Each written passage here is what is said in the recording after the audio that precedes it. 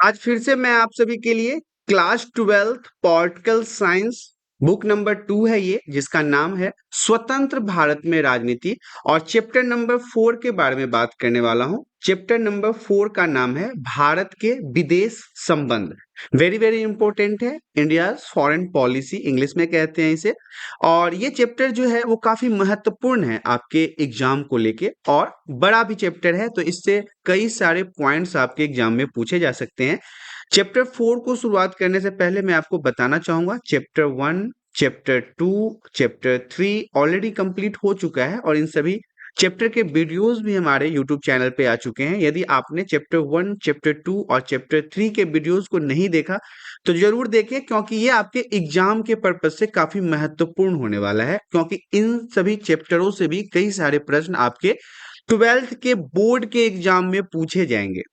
आज हम शुरुआत करते हैं क्लास 12th के पॉलिटिकल साइंस बुक नंबर 2 और चैप्टर नंबर 4, जिसका नाम है भारत के विदेश संबंध। भारत का जो अपने पड़ोसी देश या फिर जितने भी और दूसरे मुल्क हैं उनके साथ भारत का रिलेशन कैसा है, संबंध कैसा है, इसके बारे में आज हम बात करने वाले हैं। तो आइए शुरुआत करते हैं इस चैप्टर के सबसे महत्वपूर्ण पॉइंट से। सबसे पहला पॉइंट हमारा कहता है इंडियन नेशनल आर्मी। एक नंबर के लिए प्रश्न आपके लिए काफी महत्वपूर्ण होगा। यदि आपसे पूछा जाता है इंडियन नेशनल आर्मी, तो आप बताएंगे इसकी स्थापना जो है, मतलब इसकी शुरुआत जो है वो सेकेंड वर्ल्ड वॉर के दौरान हुआ था, अर्थात 1939 से लेके 1945 का जो समय है ये सेकेंड वर्ल्ड वॉर का समय था, दूसरे विश्व युद्ध का समय था। इसी दौरान सुभाष चंद्र बोस, जिनका नाम था नेताजी सुभाष चंद्र बोस, उनके ही द्वारा नेशनल इंडियन आर्मी की शुरुआत की गई थी। इसका गठन किया गया था कब? दूसरे विश्व युद्ध के दौरान। तो आपको एक नंबर के लिए प्रश्न को काफी अच्छे से समझ लेना है कि इंडियन नेशनल आर्मी की जो स्थापना है वो दूसरे विश्व युद्ध के दौरान नेताजी सुभाष चंद्र बोस के द्वारा किया गया था। नेक्स्ट पॉइंट हमारा कहता है विदेश नीति। तो आइए जान लेते हैं विदेश नीति क्या होता है, विदेश नीति किसे कहते हैं। प्रत्येक देश को अन्य देशों के साथ संबंध स्थापित करने के लिए एक प्रकार के नियम को बनाना पड़ता है, एक प्रकार के नीति को बनाना पड़ता है। जब एक देश दूसरे देश के साथ संबंध स्थापित करने के लिए नियम और नीति या फिर कानून का निर्माण करता है, तो यही हमारा विदेश नीति कहलाता है। विशेष प्रकार की यह नीति होती है जिसका प्रयोग हमेशा हम अपने पड़ोसी मुल्क या फिर दूसरे देशों के साथ संबंध स्थापित करने के लिए करते हैं। ऐसे नियमों को हम विदेश नीति के रूप में जानते हैं। अगला पॉइंट हमारा कहता है भारत के विदेश नीति के बारे में बात करेंगे कि भारत के विदेश नीति किस प्रकार से काम करते हैं और किस तरह से भारत के विदेश नीति का निर्माण हुआ है। भारत बहुत ही विकट और चुनौतीपूर्ण अंतरराष्ट्रीय परिस्थिति के समय में आजाद हुआ था। जब भारत आजाद हुआ था उस समय हमारे भारत की जो स्थिति थी वो बहुत बेहतर नहीं था, बहुत अच्छा नहीं था। उस समय लगभग पूरे विश्व की अगर हम बात कर लें तो पूरी दुनिया जो है वो दो ध्रुवों में बटा हुआ था। ये सब हमने ऑलरेडी बुक 1 में बात किया है, दो ध्रुवों के बारे में बात किया है, कैसे दो ध्रुवीयता का अंत हुआ है उसके बारे में बात किया है।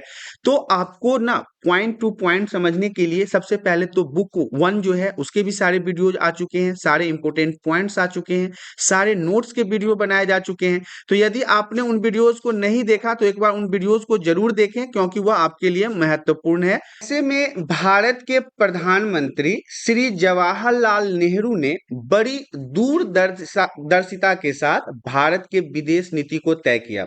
जब हमारा भारत आजाद हुआ था उस समय हमारे भारत की स्थिति बहुत ही बेहतर नहीं थी, बहुत ही अच्छे स्थिति में हम नहीं थे। हमारा जो समाज था भारत का वो बहुत ही चुनौतीपूर्ण स्थितियों का सामना कर रहा था। तो कहा जाता है कि उस समय के जो हमारे प्रथम प्रधानमंत्री पंडित जवाहरलाल नेहरू थे, इन्होंने अपने अच्छे बुद्धि का उपयोग करते हुए हमारे भारत के अंदर विदेश नीति को बनाया। भारत की विदेश नीति पर देश के पहले प्रधानमंत्री एवं विदेश मंत्री पंडित जवाहरलाल नेहरू की अमिट छाप है। यहाँ पे मैं आपको बताना चाहूंगा कि हमारे देश के प्रथम प्रधानमंत्री पंडित जवाहरलाल नेहरू ही हमारे देश के प्रथम विदेश मंत्री भी हुआ करते थे। इन्हें ही पहला प्रथम विदेश मंत्री के रूप में नियुक्त किया गया था। तो ये भारत के विदेश नीति के बारे में था। अब हम आपको बताना चाहेंगे पंडित जवाहरलाल नेहरू जी की विदेश नीति के 3 मुख्य उद्देश्य क्या थे। पंडित जवाहरलाल नेहरू ने अपने विदेश नीति में 3 प्रमुख उद्देश्य क्या-क्या बनाए। तो सबसे पहला तो उन्होंने बनाया संघर्ष से प्राप्त संप्रभुता को बचाए रखना है। जिस प्रकार से अंग्रेजों ने 200 सालों तक हमारे भारत पे शासन किया और हम उनके गुलाम बन के रहे, ऐसे में जो हमें आजादी प्राप्त हुई थी वो आजादी आसानी से प्राप्त नहीं हुआ था। उसके लिए कई लंबे संघर्षों के द्वारा भारत की आजादी प्राप्त हुई थी। तो इसके संप्रभुता को बचाए रखने में नेहरू जी ने विदेश नीति के उद्देश्य में सबसे पहला उद्देश्य यही बताया। दूसरा था क्षेत्रीय अखंडता को बनाए रखना। भारत जब आजाद हुआ तो भारत को एक रूप से संगठित करके रखने की जिम्मेदारी भी पंडित जवाहरलाल नेहरू ने उठाई। तीसरा पॉइंट हमारा कहता है तेज गति से आर्थिक विकास करना था। भारत की स्थिति बेहतर नहीं थी, इस कारण से भारत का आर्थिक विकास करना काफी जरूरी था। भारत के अंदर उद्योग लगाना जरूरी था, भारत के कृषि मुद्दों को सही करना जरूरी था। इस कारण से पंडित जवाहरलाल नेहरू ने विदेश नीति के 3 प्रमुख उद्देश्य रखे। अब हम बात कर लेते हैं भारत की विदेश नीति के मुख्य सिद्धांत के बारे में कि क्या सिद्धांत थे, क्या प्रिंसिपल था भारत के विदेश नीति का। तो सबसे पहला सिद्धांत तो है गुटनिरपेक्षता, दूसरा है निशस्त्रीकरण, तीसरा है वसुधैव कुटुंबकम। ये तीनों पॉइंट जो है वो काफी महत्वपूर्ण है। गुटनिरपेक्षता भी इंपॉर्टेंट है, निशस्त्रीकरण भी इंपॉर्टेंट है, वसुधैव कुटुंबकम भी वेरी वेरी इंपॉर्टेंट है। इन तीनों पॉइंट्स को आगे की स्लाइड में मैं आपको समझाने वाला हूं कि गुट निरपेक्षता किसे कहते हैं, निशस्त्रीकरण किसे कहते हैं और वसुधैव कुटुंबकम किसे कहते हैं। ये भारत के विदेश नीति के प्रमुख सिद्धांतों में अग्रसर थे। इसके अलावा भारत के विदेश नीति में अंतरराष्ट्रीय मामलों में स्वतंत्रता पूर्वक एवं सक्रिय भागीदारी लेना भी महत्वपूर्ण था। पंचशील योजना जो है, जो मैंने आपको इसके पहले वाले चैप्टर में पढ़ाया है, ये महत्वपूर्ण था। नेक्स्ट पॉइंट कहता है साम्राज्यवाद का विरोध करना। ये भारत के विदेश के नीति के अंतर्गत आता है, ये भी महत्वपूर्ण है। और नेक्स्ट है अंतरराष्ट्रीय विवादों का शांतिपूर्ण हल करना। ये जो पॉइंट सब है ना, ये आपको भारत के विदेश के नीति के प्रमुख सिद्धांत के रूप में जाना जाता है। जैसे गुट निरपेक्षता कहने का मतलब है कि भारत किसी भी गुट में न जाकर अपने फैसलों को स्वतंत्र रूप से ले सकता था। निशस्त्रीकरण कहने का मतलब है ज्यादातर शस्त्रों का उपयोग नहीं करना, ज्यादा एटम बम का उपयोग नहीं करना, ज्यादा गोली बारूद का उपयोग नहीं करना। वसुधैव कुटुंबकम का मतलब है कि हमारे भारत में, आपको पता है कि आज भी हम अपने भारत के अंदर अतिथि को बहुत ही भगवान की तरह मानते हैं। तो ऐसा ही हमारे भारत के विदेश नीति में भी है कि जो अतिथि हमारे भारत में आएंगे उनका स्वागत किया जाएगा, उनकी रक्षा की जाएगी, उनके मान सम्मान मर्यादा को बचाने का काम किया जाएगा। इसके अलावा अंतरराष्ट्रीय मामलों में स्वतंत्रता पूर्वक एवं सक्रिय भागीदारी लेना। जितने भी इंटरनेशनल ऑर्गेनाइजेशन है, इन इंटरनेशनल ऑर्गेनाइजेशन के बारे में हमने इसके पहले के चैप्टर्स में पढ़े हैं कि कितने प्रकार के इंटरनेशनल ऑर्गेनाइजेशन है, ये किस प्रकार से काम करते हैं। तो इन सभी में भारत का स्वतंत्र रूप से भागीदारी लेना और अपनी बातों को रखना भी विदेश नीति के सिद्धांतों के अंतर्गत आता है। पंचशील जो है, जो पंचशील योजना हमारे भारत में बड़ी ही फेमस है, जो हर एक 5 साल में प्रधानमंत्री के द्वारा, क्योंकि अध्यक्ष तो योजना आयोग के प्रधानमंत्री होते हैं, देश के जो करंट प्रधानमंत्री होते हैं वही उसके अध्यक्ष होते हैं और वही आगामी आने वाले 5 सालों में खर्च और आमदनी के हिसाब से अपने देश के विकास को लेके योजनाओं का निर्माण करते हैं। साम्राज्यवाद का विरोध करना, जैसे कि भारत हमेशा से चाइना के नीति का विरोध करता है, ये भी हमारे सिद्धांत के अंतर्गत आता है। इसके अलावा अंतरराष्ट्रीय विवादों का शांतिपूर्ण हल करना। जितने भी देश से देश की लड़ाई होती है, इसमें कोशिश करना कि हम बैठ के शांति से विचार करके उन मुद्दों को सुलझा ले, उन मुद्दों पे लड़ाई झगड़े को रोक ले। नेक्स्ट पॉइंट हमारा कहता है गुट निरपेक्षता की नीति। हमने आपको पहले के पॉइंट्स में ही बताया था गुट निरपेक्षता निरपेक्षता। अब हम इसको समझ लेते हैं, गुट निरपेक्षता की नीति क्या होता है। अथक प्रयासों से मिली स्वतंत्रता के पश्चात हमारे भारत देश में ना जो स्वतंत्रता मिली है वो बहुत लंबे समय के संघर्ष से प्राप्त हुआ है। तो भारत के समक्ष एक बड़ी चुनौती अपनी संप्रभुता को बचाए रखने की थी कि भारत कैसे अपने संप्रभुता को बचाए रखेगा। ये सबसे बड़ी चुनौती थी भारत के आजादी मिलने के बाद। इसके अतिरिक्त भारत को तीव्र आर्थिक एवं सामाजिक विकास के लक्ष्य को भी प्राप्त करना था। कैसे हमारे भारत देश के अंदर आर्थिक स्थिति जो है वो बेहतर होगा, हमारी कृषि जो है वो बेहतर होगी, हमारी सामाजिक स्थिति जो है वो बेहतर होगी। इन सभी चीजों का लक्ष्य था भारत के सामने। अतः दोनों उद्देश्यों की प्राप्ति के लिए भारत ने गुट निरपेक्षता की नीति अपनाई और अपनी विदेश नीति में एक प्रमुख तत्व के रूप में इसका अंगीकार किया। गुट निरपेक्षता को एक्सेप्ट किया और गुट निरपेक्षता को विदेश की नीति में जोड़ा भी। अब हम बात कर लेंगे गुट निरपेक्षता की नीति का उद्देश्य क्या था। आखिर भारत ने गुट निरपेक्षता को अपनाया है तो इसके पीछे किसी न किसी प्रकार का उद्देश्य होगा। तो इस नीति के द्वारा भारत जहां शीत युद्ध के परस्पर विरोधी खेमों तथा उनके संचालन सैन्य संगठन जैसे कि नाटो हो गया, वर्सा पैक्ट हो गया आदि को अपने से दूर रखा। ये जितने भी शीत युद्ध के दौरान या शीत युद्ध के बाद या सोवियत संघ के विघटन के बाद जितने भी ऑर्गेनाइजेशन बन रहे थे, जितने भी ग्रुप बन रहे थे, जितनी भी अलग अलग देशों का समूह बन रहा था, भारत ने खुद को उन सभी समूहों से दूर रखा। चाहे वो अमेरिका के द्वारा बनाया गया नाटो हो या फिर रूस के द्वारा बनाया गया वर्सा पैक्ट हो, उसने किसी के साथ नहीं दिया, मतलब किसी के साथ अपने आप को नहीं जोड़ा, अपने आप को उसने सबसे दूर रखा। वहीं आवश्यकता पड़ने पर दोनों ही खेमों से आर्थिक एवं सामाजिक सहायता भी प्राप्त कर सका। जब इसने किसी ग्रुप को नहीं अपने अंदर आने दिया या फिर किसी ग्रुप से नहीं जुड़ा तो दोनों ग्रुप समय समय पर भारत की मदद करते हैं, क्योंकि भारत किसी भी ग्रुप का समर्थन नहीं करता है। एशिया तथा अफ्रीका के नए स्वतंत्र देश जो थे वो मध्य भविष्य में अपनी महत्वपूर्ण एवं विशिष्ट स्थिति की संभावना को भांपते हुए भारत के औपनिवेशीकरण की प्रक्रिया का प्रबल समर्थन किया। जो अफ्रीका के नए देश स्वतंत्र हुए थे उन्होंने भी भारत के इस नियम का, इस नीति का अच्छे से समर्थन किया और वो भी गुट निरपेक्षता की नीति को अपनाए। नेक्स्ट पॉइंट हमारा कहता है गुट निरपेक्ष आंदोलन। वीवीआई पॉइंट रहेगा क्योंकि यह एग्जाम में पूछे जाने की संभावना सबसे ज्यादा होती है। गुट निरपेक्ष आंदोलन के बारे में जान लेते हैं क्योंकि यह कई बार बोर्ड के एग्जाम में पूछा जाता है कि गुट निरपेक्ष आंदोलन से आप क्या समझते हैं। इस कड़ी में 1955 में इंडोनेशिया का शहर था बाडूंग, इसमें एफ्रो एशियाई सम्मेलन हुआ। याद रखिएगा, गुट निरपेक्ष आंदोलन की अगर हम बात करेंगे तो इंडोनेशिया का शहर जो है बाडूंग, इसी में एफ्रो एशियाई सम्मेलन हुआ जिसमें गुट निरपेक्ष आंदोलन की नींव पड़ी। यहीं से गुट निरपेक्ष आंदोलन की शुरुआत हुई। सितंबर 1961 में बेलग्रेड में प्रथम गुट निरपेक्ष सम्मेलन के साथ इस आंदोलन का औपचारिक प्रारंभ हुआ। औपचारिक प्रारंभ कहने का मतलब है ऑफिशियल अनाउंसमेंट के साथ इसका शुरुआत हुआ।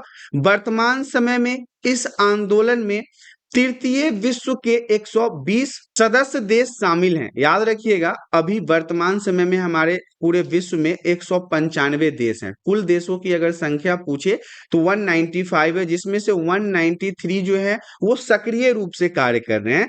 तो इस आंदोलन में जब यह औपचारिक आंदोलन शुरू हुआ तो इसमें 120 सदस्य देश भाग लिए।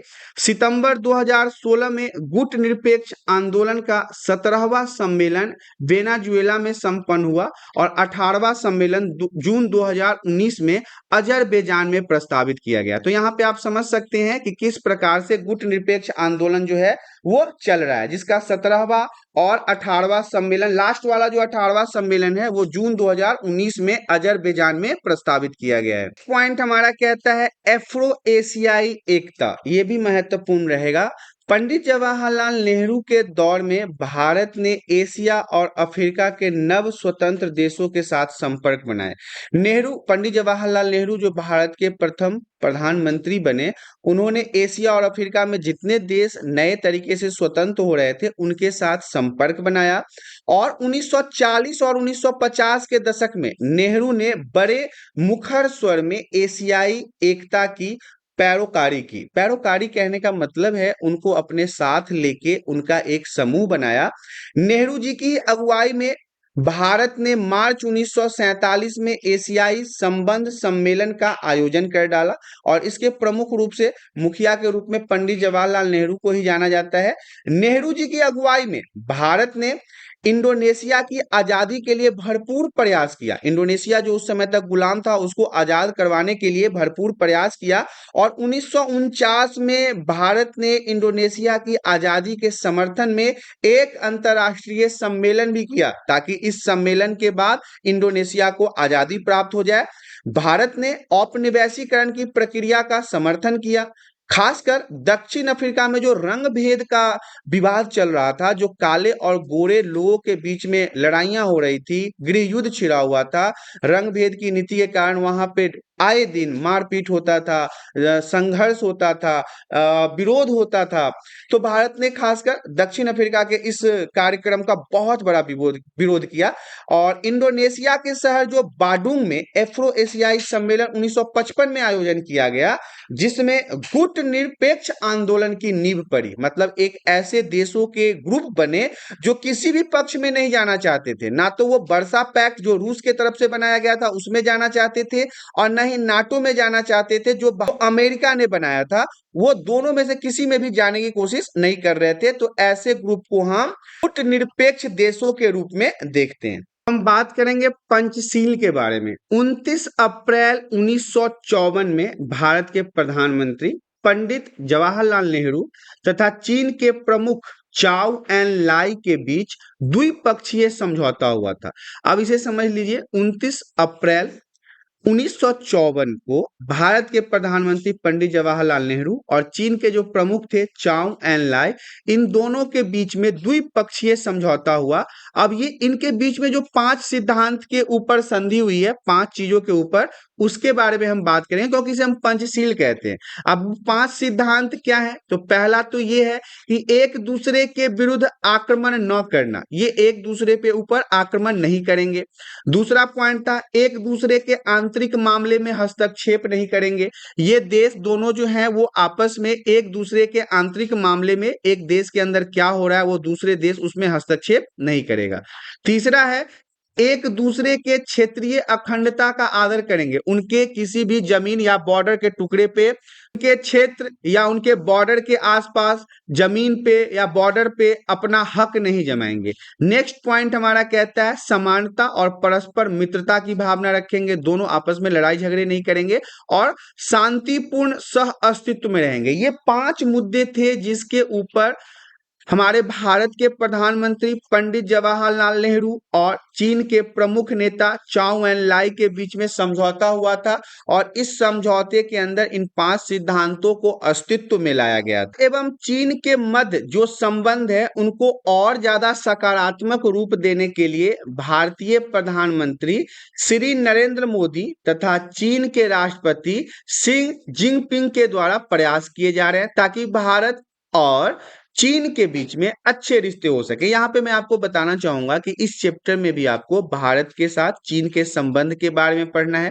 सकारात्मक संबंध के बारे में पढ़ना है, नकारात्मक संबंध के बारे में पढ़ना है। लेकिन मैंने पूरा डिटेल्स इसके अंदर नहीं दिया है क्योंकि ऑलरेडी हमने इसके पहले के चैप्टर्स में बुक 1 में भारत और चीन के संबंध के बारे में डिटेल से बताया है और सेम टू सेम आपको यहाँ भी पढ़ना पड़ता और वीडियो खासकर लंबा हो जाता। तो मैं ज्यादा लंबा वीडियो नहीं करना चाहता था, जबकि मैंने एक वीडियो में ऑलरेडी इन सारे चैप्टर्स को पढ़ा रखे, इन सारे टॉपिक्स को डिटेल्स में कर रखे हैं। तो इसीलिए हमने भारत और चाइना के जो संबंध है उसको बहुत ज्यादा डिटेलिंग यहाँ पे नहीं किया है।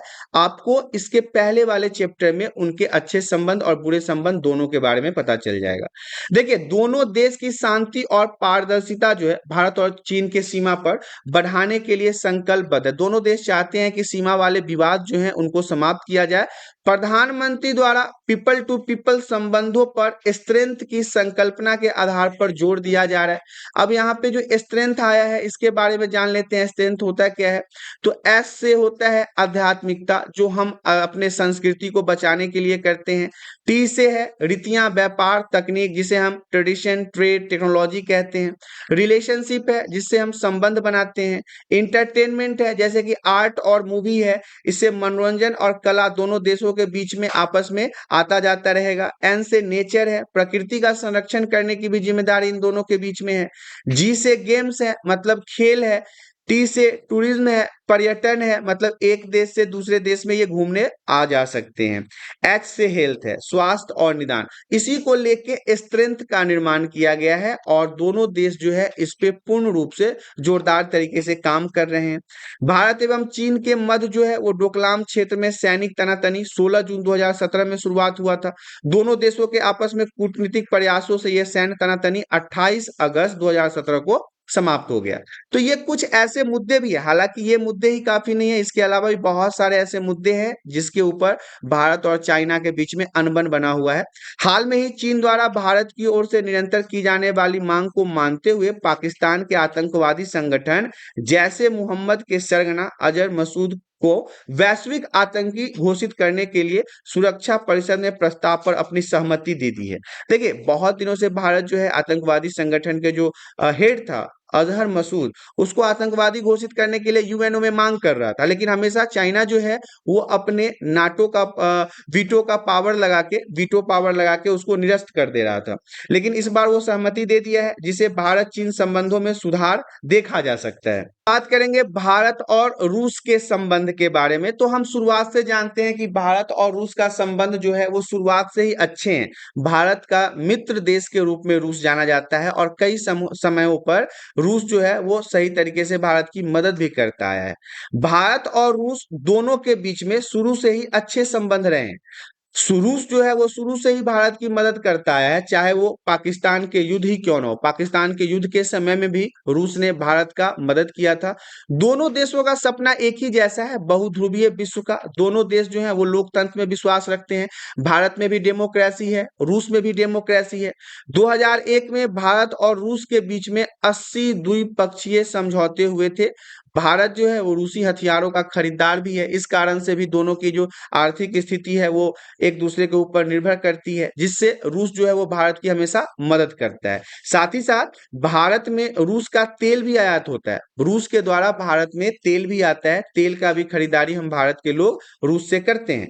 वैज्ञानिक योजनाओं में भी भारत रूस की मदद करता है। जितने भी वैज्ञानिक तरीकों से सैटेलाइट हो, मिसाइल हो या फिर किसी अन्य प्रकार के टेक्नोलॉजी से जुड़े काम हो, इसमें रूस जो है वो हमेशा से भारत की मदद करता है।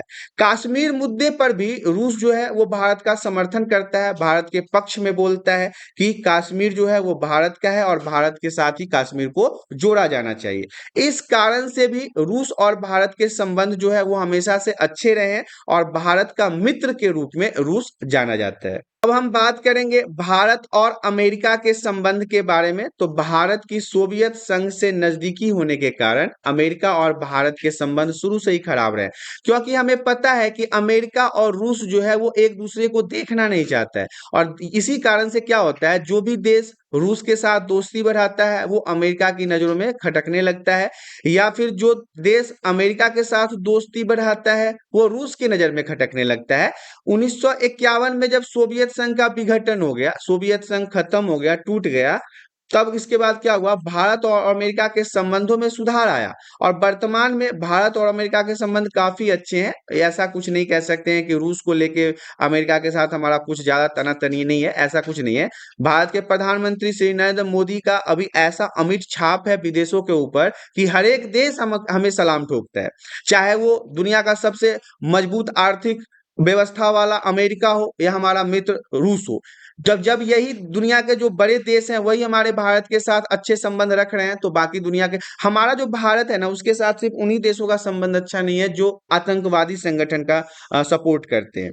भारत और अमेरिका के संबंध की विशेषताओं के बारे में जान लेते हैं। भारतीय सॉफ्टवेयर निर्यात का 75% जो है वो अमेरिका को मिलता है। अमेरिकी कंपनी बोइंग में 35% कर्मचारी जो हैं वो सिर्फ और सिर्फ इंडियंस हैं, भारतीय हैं। 3 लाख से ज्यादा भारतीय सिलिकॉन वैली में कार्यरत हैं, काम करते हैं। 3 लाख से ज्यादा जो भारत के नागरिक हैं वो सिलिकॉन वैली में काम करते हैं। अमेरिकी कंपनियों में भारतीयों का अत्यधिक योगदान है। भारत के जो लोग हैं उन्होंने अमेरिका की कंपनी को बड़ा करने में अपना महत्वपूर्ण योगदान दिया है। तो ये अमेरिका को भी दिखता है ना कि भारत के लोग उनका किस तरह से मदद कर रहे हैं, इसलिए हमारे और अमेरिका के संबंध जो हैं वो काफी अच्छे हैं। नेक्स्ट पॉइंट हमारा कहता है भारत और इजराइल के संबंध। भारत और इजराइल के संबंध के बारे में देख लेते हैं। इजराइल क्षेत्रफल की दृष्टि से एक छोटा सा देश है, बहुत ही छोटा सा देश है इजराइल। इसका कुल क्षेत्रफल जो है वो 22,145 वर्ग किलोमीटर का है। इजराइल की भाषा जो है वो हिब्रू है। यह दक्षिण पश्चिम देश में स्थित है और इसकी जनसंख्या टोटल जो है वो 85 लाख ही है। यह देश बेशक जनसंख्या में कम हो, क्षेत्रफल में भी छोटा हो, परंतु सैन्य क्षमता में यह बहुत आगे है। पूरे विश्व में इजराइल जो है मात्र एक ऐसा देश है जो यहूदी देश है। इजराइल फिलिस्तीन से अलग होकर एक स्वतंत्र देश बना था और भारत में लगभग 6200 यहूदी लोग रहते हैं।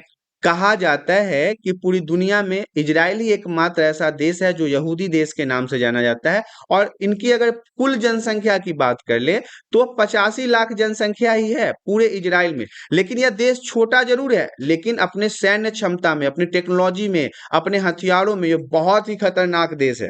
दुनिया में इजराइल की सैन्य व्यवस्था को बहुत ही अच्छे तरीके से देखा जाता है, लोहा माना जाता है। आप समझ लीजिए इतना मजबूत है ये। इजराइल की सेना में लगभग 35 लाख सैनिक हैं।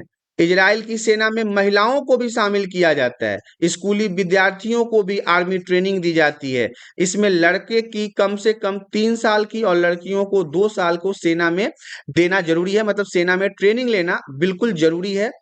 सैन्य प्रौद्योगिकी में इजराइल बहुत आगे है। इसके अगर टेक्नोलॉजी की बात करें, इसके वेपन्स की बात करें, इसके मिसाइल की बात करें तो ये दुनिया में कई बड़े बड़े देशों के बराबर मुकाबलों में खड़ा उतरता है। पॉइंट हमारा कहता है इजराइल में आधुनिक हथियार बनाए जाते हैं। आधुनिक हथियार कहने का मतलब है बिल्कुल अपडेटेड टेक्नोलॉजी के साथ यहाँ पे वेपन्स बनाए जाते हैं। साथ ही साथ इजराइल जो है इन हथियारों को दूसरे देशों के साथ बेचकर अपने आर्थिक स्थिति को मजबूत भी करता है। साथ ही साथ यह देश 21वीं शताब्दी में विज्ञान और प्रौद्योगिकी, रक्षा, नवाचार, बुद्धि के मामले में दुनिया के सबसे महत्वपूर्ण देशों में है। और भारत के संबंध की अगर हम बात कर लें तो काफी अच्छे हैं, क्योंकि भारत का काफी मदद करता है इजराइल, खासकर कृषि के मामले में। भारत और इजराइल के बीच के समझौतों को देख लेते हैं। 1992 में भारत और इजराइल के संबंधों की शुरुआत हुई थी। 1992 में भारत और इजराइल के संबंध का स्टार्टिंग पॉइंट माना जाता है। इजराइल के प्रधानमंत्री बेंजामिन नेतन्याहू ने 2017 में भारत का दौरा किया था। कई बार ऐसा समय आया है कि इजराइल ने भारत की मदद की है। भारत के लिए रूस के बाद हथियारों का दूसरा सबसे बड़ा सप्लायर जो है वो इजराइल है। सबसे ज्यादा रूस के बाद अगर किसी देश से भारत हथियार खरीदता है तो वो इजराइल ही है। भारत इजराइल का 10वां सबसे बड़ा व्यापारिक भागीदार बन गया। भारत जो है वो इजराइल का 10वां सबसे बड़ा व्यापारिक भागीदार बन गया। और पिछले 25 सालों की अगर बात करें तो दोनों देशों के बीच में कई द्विपक्षीय व्यापार में बढ़ोतरी हुई है। दोनों देश एक दूसरे के साथ व्यापार कर रहे हैं। कृषि के क्षेत्र में दोनों देशों के बीच में आपसी सहयोग है। मैंने आपको बताया था ना कि भारत में कृषि को लेके कई प्रकार से सहयोग जो है वो इजराइल के माध्यम से प्राप्त होता है। इसके साथ साथ सिंचाई करने के तरीका, उत्पादकता को बढ़ाने के लिए, प्रोडक्टिविटी को बढ़ाने के लिए जो इजराइल है वो भारत की मदद करता है। इसके साथ साथ जल को बचाने के लिए इजराइल ने अलग अलग क्षेत्रों में जल स्वच्छता प्लांटों का निर्माण किया है। इजराइल की ड्रिप सिंचाई जो है वो टेक्नोलॉजी काफी उपयोग किया जाता है लगभग सभी देशों में। आर्थिक क्षेत्र में इजराइल जो है वो भारत के कुछ आयातकों में से एक है। और अभी फिलहाल वर्तमान समय में देखा जाए तो दोनों देशों के संबंध जो है वो काफी बेहतर हैं, काफी अच्छे हैं। हम बात करेंगे भारत और श्रीलंका के संबंध के बारे में। तो सबसे पहले भारत और श्रीलंका के संबंध में हम विवाद को देख लेते हैं, किन किन मुद्दों पर भारत और श्रीलंका के बीच में लड़ाइयां चल रही है। तो तमिलों की स्थिति को लेके भारत और श्रीलंका में विवाद चल रहा है। हमने इससे पहले वाले चैप्टर्स में जो हम बुक 1 में पढ़ रहे थे उसमें हमने सिंहली और तमिल समुदाय के बीच में होने वाले गृह युद्धों, लड़ाइयों के बारे में देखा था। तमिलों के जो तरफ से लड़ रहे थे प्रभाकरन, जो इनके सुप्रीमो थे, उनके मृत्यु के बाद ये जो गृह युद्ध बंद हो गया उसके बाद भी वहां पे तमिल लोगों की स्थिति कुछ खास सही नहीं है। इसको लेके भारत और श्रीलंका के संबंध जो है वो बेकार चल रहे हैं। 1987 में भारत द्वारा भेजी गई शांति सेना को श्रीलंका के लोगों ने अंदरूनी मामलों में हस्तक्षेप समझा। ऐसा माना जाता है कि गांधी के समय में महात्मा गांधी ने जब शांति सेना श्रीलंका भेजा था तो उसे वहां के लोगों ने अपने आंतरिक मामलों में हस्तक्षेप समझा और इसका विरोध भी किया। वहीं पे अगर हम भारत और श्रीलंका के सहयोग के मामलों की बात करें तो दोनों ही देशों के बीच में मुक्त व्यापार का समझौता है। दोनों ही देश एक दूसरे के साथ व्यापार करते हैं। श्रीलंका में आई सुनामी के दौरान भारत के द्वारा उनका काफी मदद किया गया था और ये अच्छे संबंध के रूप में जाने जाते हैं। अब हम बात करेंगे भारत और मालदीव के संबंध के बारे में। तो 1988 में श्रीलंका से आए कुछ सैनिकों ने मालदीव पर हमला कर दिया। देखिए 1988 में श्रीलंका से आए कुछ सैनिकों ने मालदीव पे अटैक कर दिया। मालदीव ने भारत से मदद मांगी और भारत ने अपनी सेना भेजकर मालदीव की मदद की थी। मालदीव के आर्थिक विकास में भी भारत मदद करता है। मालदीव के पर्यटन और मत्स्य उद्योग कहने का मतलब है मछली का उद्योग में भारत के द्वारा समर्थन किया जाता है। अब हम म्यांमार के बारे में जान लेते हैं। म्यांमार जिसे पूर्व में बर्मा के नाम से जाना जाता था, आज जिसे हम म्यांमार कहते हैं वो पहले बर्मा के नाम से प्रसिद्ध था। पहले उसे हम बर्मा के नाम से जानते थे। 1948 में इसको स्वतंत्रता प्राप्त हुई। म्यांमार को आजादी जो है वो 1947 में प्राप्त हुआ। भारत म्यांमार संबंध साझा ऐतिहासिक, जातीय, सांस्कृतिक और धार्मिक संबंधों में निहित है।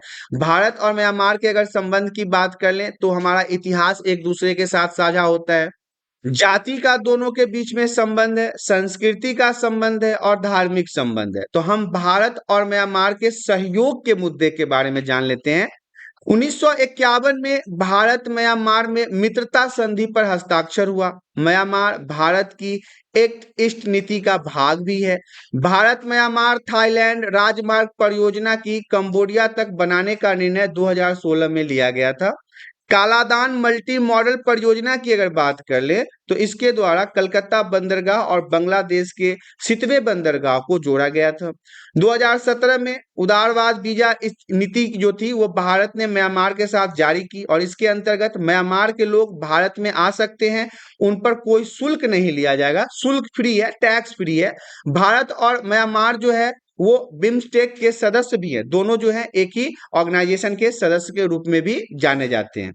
हम बात करेंगे भारत का परमाणु कार्यक्रम। मई 1974 में पोखरण में भारत ने पहला परमाणु परीक्षण किया। फिर मई 1998 में पोखरण में ही भारत ने 5 परमाणु परीक्षण कर स्वयं को परमाणु संपन्न घोषित किया। इसके तुरंत बाद पाकिस्तान ने भी परमाणु परीक्षण कर स्वयं को परमाणु शक्ति घोषित कर दिया। इन परीक्षणों के कारण क्षेत्र में एक नए प्रकार का शक्ति संतुलन बन गया। दोनों देशों पर अमेरिका सहित कई देशों ने आर्थिक प्रतिबंध भी लगा दिए। भारत ने 1968 की परमाणु अप्रसार संधि एवं 1995 की व्यापक परीक्षण निषेध संधि CTBT पर हस्ताक्षर नहीं किए क्योंकि भारत इन्हें भेदभाव मानता था। समझ लीजिए पहले के जो देश हैं, जो अमेरिका है, रूस है, ब्रिटेन है, ये सब तो ऑलरेडी परमाणु शक्ति से संपन्न है, लेकिन जो नए देश है उन्हें ये परमाणु परीक्षण करने से रोकता है, इन्हें दबाने की कोशिश करता है। इसलिए भारत ने इनके द्वारा किए गए संधि पर हस्ताक्षर नहीं किए। भारत की परमाणु नीति को भी जानना जरूरी है। भारत जो है वो शांतिपूर्ण कार्य हेतु परमाणु शक्ति का प्रयोग करेगा। भारत अपनी सुरक्षा तथा आवश्यकता अनुसार परमाणु हथियारों का निर्माण करेगा। भारत परमाणु हथियारों का प्रयोग पहले नहीं करेगा, लेकिन अगर कोई करेगा तो उसे छोड़ेगा भी नहीं। परमाणु हथियारों का प्रयोग करने की शक्ति सर्वोच्च राजनीतिक सत्ता के हाथ में होगी। जिसकी सरकार होगी देश में, उसी का पावर होगा कि परमाणु शक्ति का उपयोग करना है या नहीं करना है। भारत विदेश नीति के बारे में राजनीतिक दल थोड़े बहुत मतभेदों के अलावा राष्ट्रीय अखंडता, अंतर्राष्ट्रीय सीमा रेखा की सुरक्षा और राष्ट्रीय हितों के मसले पर व्यापक सहमति है। आपस में इन लोगों की एकता है इन सारे मुद्दों पे। 1991 में शीत युद्ध की जब समाप्ति हो गई, सोवियत संघ का विघटन हो गया, इसके बाद विदेश नीति का हमारा निर्माण हुआ था। अमेरिका द्वारा पोषित उदारीकरण एवं वैश्वीकरण को ध्यान में रखकर किया जाने लगा तथा क्षेत्रीय सहयोग में भी विशेष महत्व दिया गया। तो ये जितने भी पॉइंट है वो हमारे भारत के परमाणु नीति के बारे में था। तो यहाँ पे ये चैप्टर जो है वो समाप्त हो गया है। इसमें काफी महत्वपूर्ण पॉइंट्स दिए गए हैं। एक बार फिर से मैं बताना चाहूंगा कि इस चैप्टर में मैंने आपको डिटेल्स में भारत और चीन के संबंध के बारे में नहीं बताया है और भारत और पाकिस्तान के संबंध के बारे में नहीं बताया। इससे पहले जो बुक 1 में मैंने आपको पढ़ाया था तो उसमें मैंने भारत और चीन के संबंध के बारे में बताया है, भारत और पाकिस्तान के संबंध के बारे में बताया है। यह वीडियो बहुत लंबा हो जाता यदि मैं भारत पाकिस्तान के संबंध के बारे में बताता और भारत चीन के संबंध के बारे में बताता। तो ये मैं आपसे बताना चाहूंगा कि आपको ना इसके पहले वाले बुक 1 के चैप्टर्स में जो मैंने भारत और चाइना के संबंध और भारत और पाकिस्तान के संबंध के बारे में बताया है उसे जरूर देखें। इसके अलावा मैंने एक प्रॉपर वीडियो भी बना रखा है जिसमें मैंने भारत और पाकिस्तान के संबंध को ही प्रॉपर बताया है और भारत और चाइना के संबंध को ही बताया है। आप उन वीडियोस को भी देख सकते हैं। तो इस प्रकार से आपने देखा class 12 political science book number 2, नाम है इसका स्वतंत्र भारत में राजनीति। चैप्टर नंबर 4 था भारत में विदेश संबंध, इंडिया फॉरेन पॉलिसी, यहाँ पे समाप्त हो गया है। आशा करता हूँ वीडियो में दी गई जानकारी आप सभी को पसंद आई होगी। जानकारी पसंद आया है तो वीडियो को लाइक करें, चैनल पे पहली बार आए हैं तो चैनल को सब्सक्राइब कर लें ताकि इसी प्रकार के एजुकेशनल वीडियो आपको हमेशा प्राप्त होता रहे। आज के लिए इतना ही, धन्यवाद।